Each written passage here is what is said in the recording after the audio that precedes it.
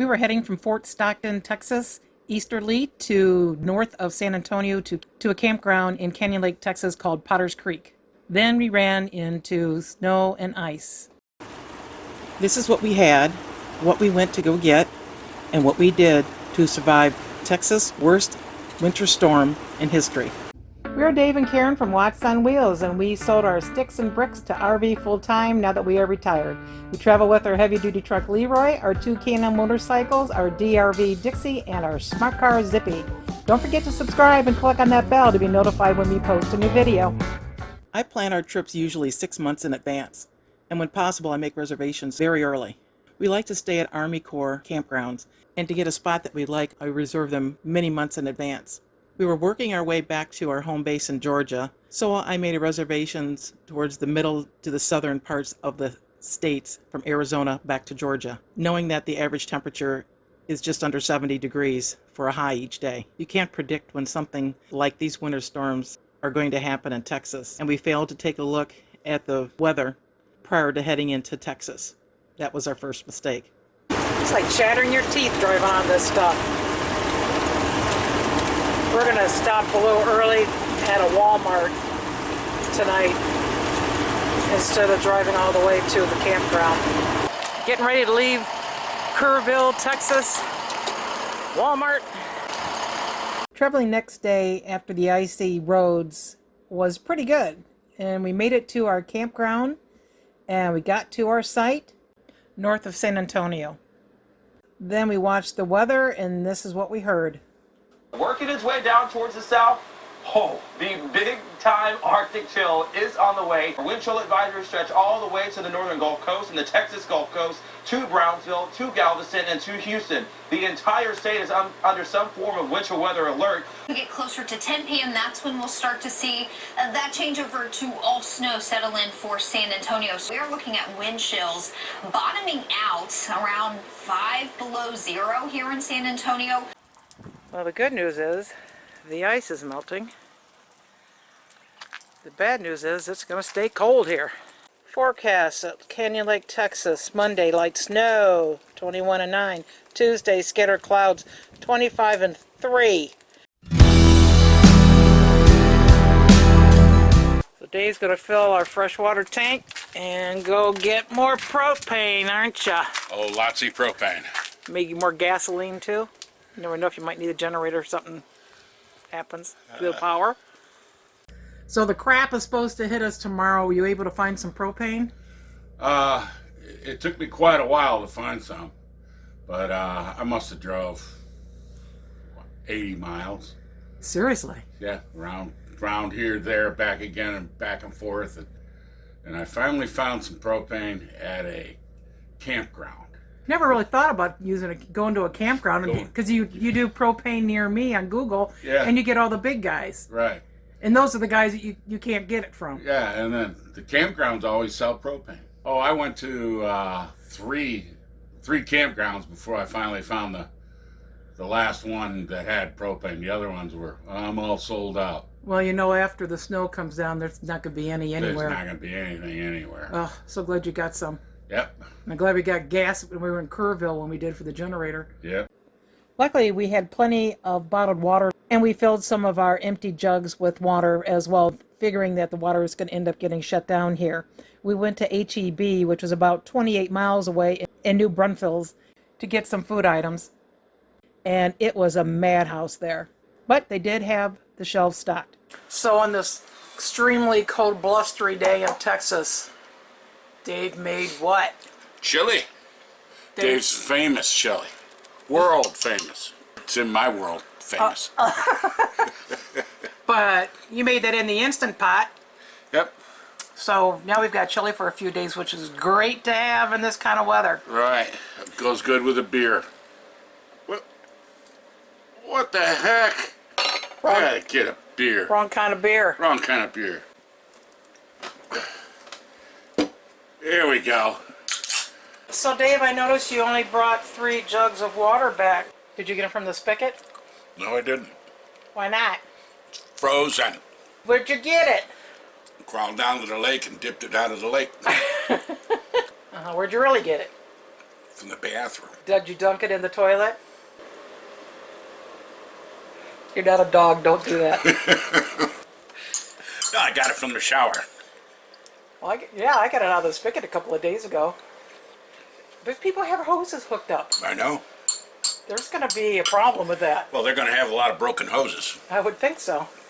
It is cold. Look at the steam coming off of the water, Canyon Lake. Thermometer says 10. I think we're supposed to go as low as 3. We got a little ceramic heater by the front door. Because every time you open the door, you know, it's like freezing us out. We took the rug up so that the furnace can get the air in here. Of course, we got the fireplace running, which is awesome.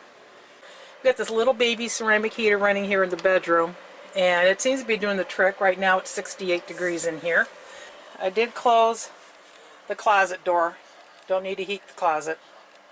We actually bought 2 of those little ceramic heaters while we were in Kerrville Walmart. We put one of the little heaters in the bedroom, and the other one we put down in the basement to add a little additional heat down there for the pipes and the tanks.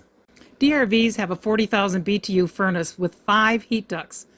One of them goes to the tank area behind the copper water manifolds.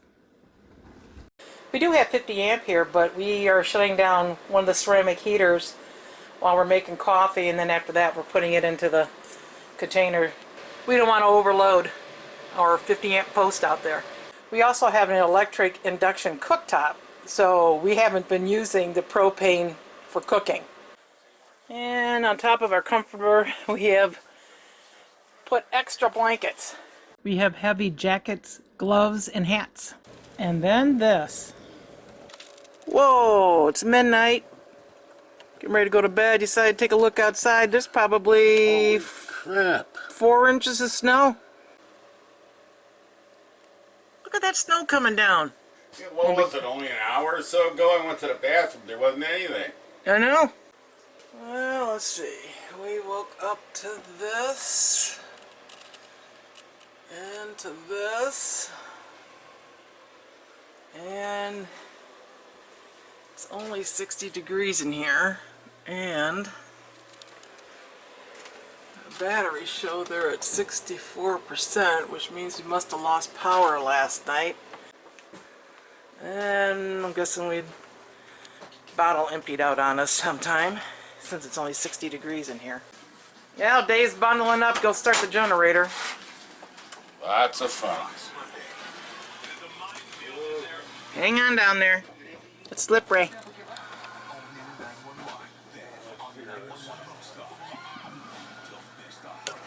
Close the door.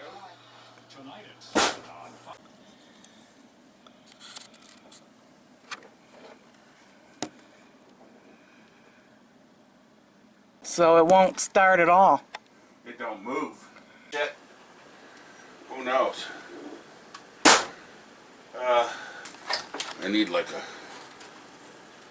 a quarter so I can open up the side panel.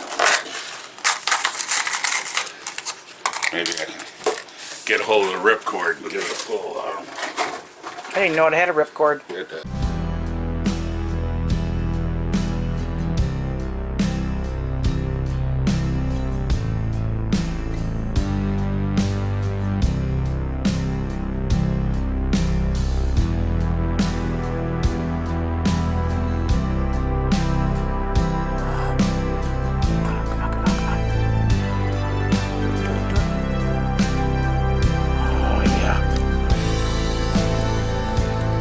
Go. Did you have a minute there where you didn't think it was going to work? Oh yeah, I was pulling it. It was hard. That thing is stiff. It's cold.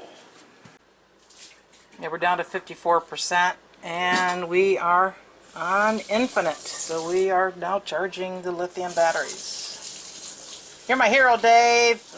We were very fortunate to have Leroy parked right next to us so that we had the generator readily available to us. We received this package of toe warmers from Amazon, and we didn't order this. So we called them, they said, well, just keep it. And of all things to get that we didn't order, I tell you what, we're using them. and they work pretty good. So that's just a little blessing in disguise, huh? So I got up about an hour and a half ago to go potty, and it was 71 degrees in the bedroom. So I'm guessing the propane probably ran out maybe an hour ago or so. Uh-oh. Uh-oh. We got propane. Okay, fireplace just went out. How we're on inverter. Now we're on inverter. We got no power? Power's blinking in and out.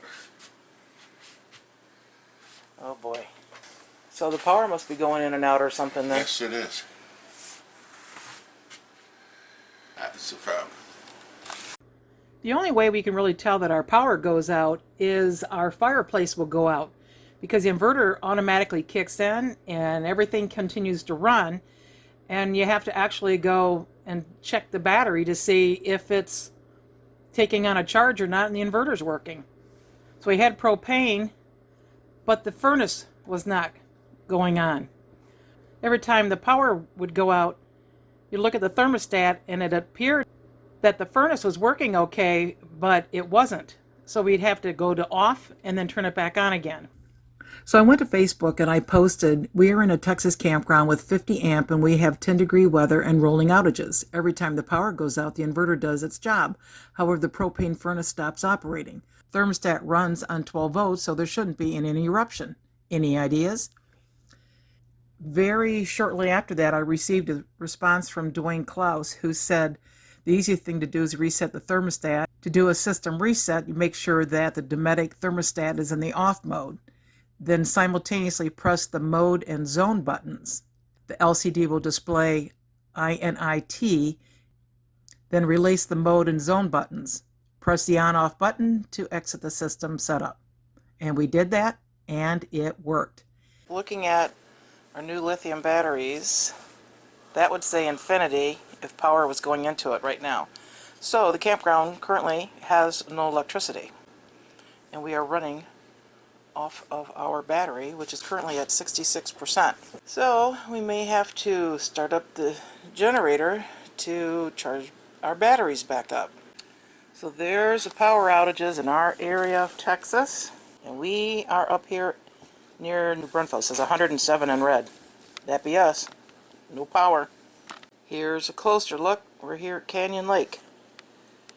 We've had rolling blackouts for several days now, so we never know when we're going to have power and when we're not. Seems to be about 2 hours on and 2 hours off. So Dave's going to get out this pole. I'm going to try to get the snow off the toppers.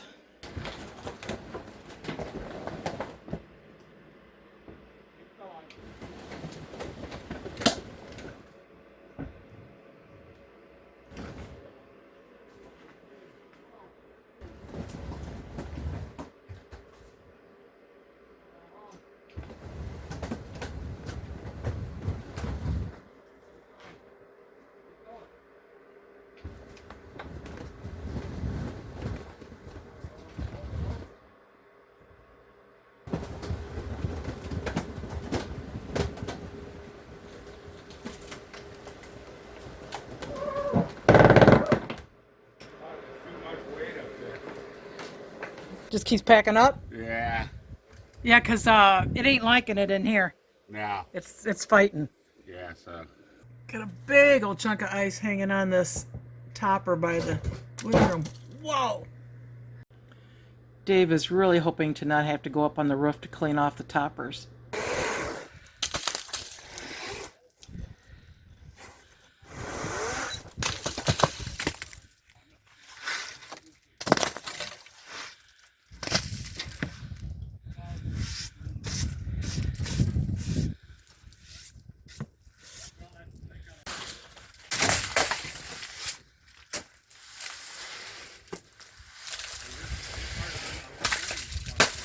Wow. Well, we have this one day above freezing. I'm trying to chip away at all the ice in front of the RV and the truck. Throwing it over here because we're supposed to have another ice storm come through tonight and freeze all this up.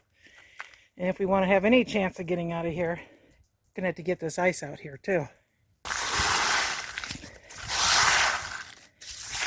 spots that got a pretty good amount of snow from Winter Storm Uri not long ago. This is Winter Storm Viola, and it's taking kind of a similar track. You can see all these winter storm warnings that are out, winter weather advisories. It's not only going to be the snow, we also have ice that we'll have to deal with. So guess which way we're headed? Right into where the ice is going to be. We turn our electric water heater off, and anything else we needed to turn off, like lights and power strips, to save on power. You gotta keep your eye on your tanks. We have 54% fresh water. Our gray is at 58%, and our black is at 46%. We have been here 6 days. We use their facilities when we can, and we only wash dishes when we get enough of them to make it worthwhile putting water into a pot. Well, they're talking about icing up again, so you might want to make sure you keep your hitch clean so it can operate properly and keep the snow and ice out of there. Well, we had one day of relief, but here it comes again. And just 1 hour later, and it keeps on coming. And here we are 2 hours later, and it ain't stopping anytime soon.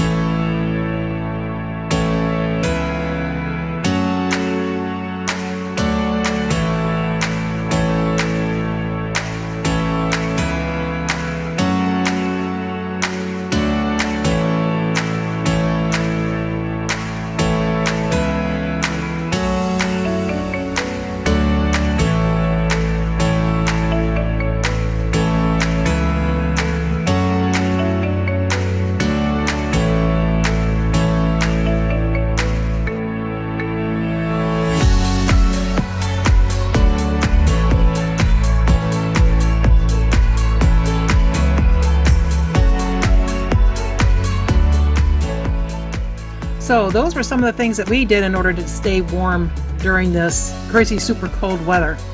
What are some other suggestions that you have on what to have on hand in case you're in super cold weather? Thanks for watching. If you liked the video, please give us a thumbs up.